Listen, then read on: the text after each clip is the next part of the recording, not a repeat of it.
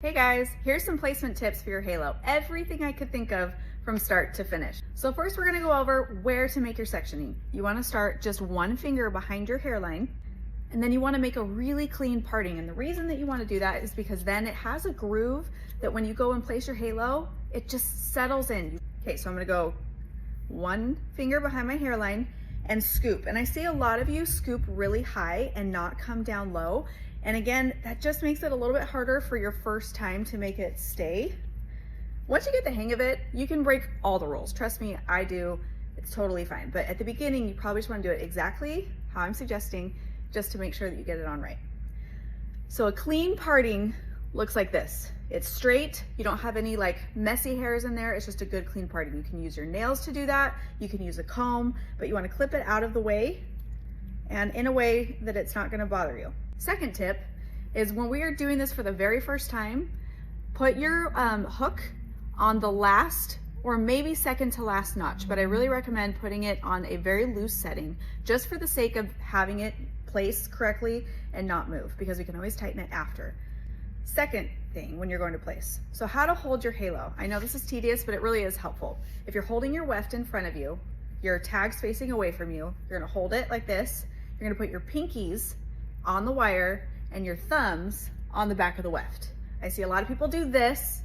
I don't recommend, because I think that's difficult. Just hold it like this, thumbs on the back, pinkies on the wire, and then bring it over your shoulder, over your right or left shoulder, so it's behind you, and then place the wire in front so that it reaches where your part starts. And then this is why it's nice that it's loose, is then place it. Once you place it, don't push it down. Resist the urge, because if you have really fine hair, then this isn't secure yet. And if you push the back down, it's gonna slip back. Another tip, if you have a long halo, meaning a lot longer than your hair, before you comb it, bring it forward, because that, again, makes it more secure. Okay, now it's all placed. We're gonna drop it. First things first, comb the front, comb over your wire. This will lock it in place while you're fidgeting with the back. Also, when you comb, don't scoop to the side, because you can accidentally catch that wire and push it back. So comb directly forward. It's a fishing line. It's so strong. It's not going to break. You can be pretty rough with it, honestly. So go in this motion over the wire. So forward and just rock it over. If you have long hair like I do, use the tail just for the excess. But for the most part, I only like to use the comb and gently comb over that wire towards the face.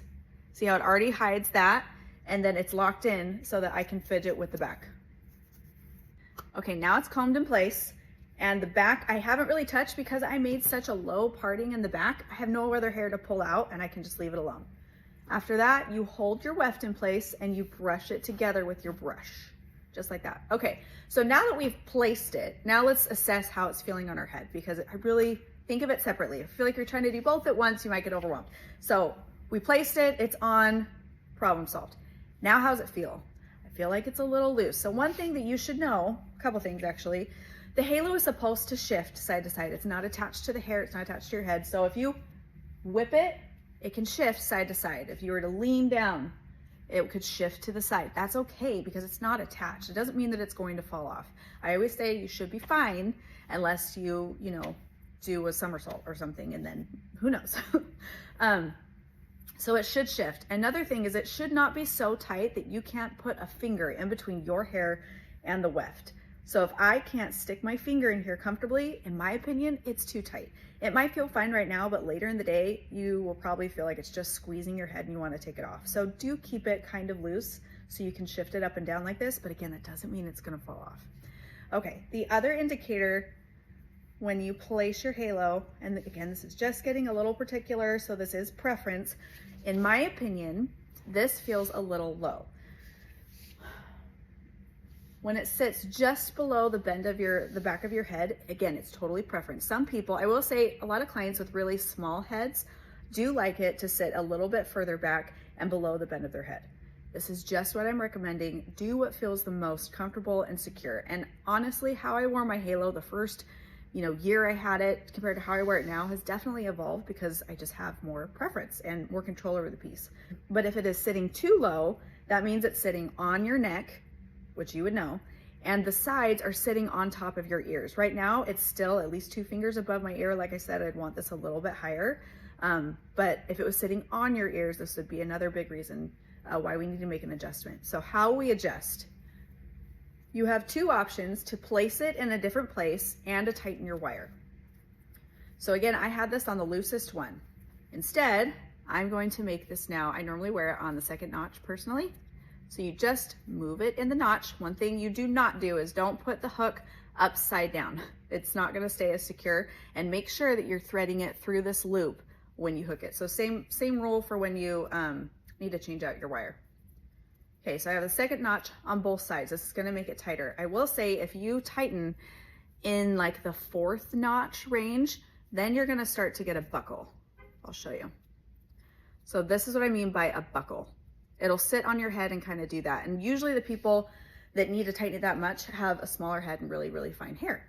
And that would be very noticeable and annoying. So we do have another video on how to resize your wire. It's just how to cut it, make it a little bit shorter, so then you don't have to tighten it so much and you can wear it on the loosest notch and still have some room.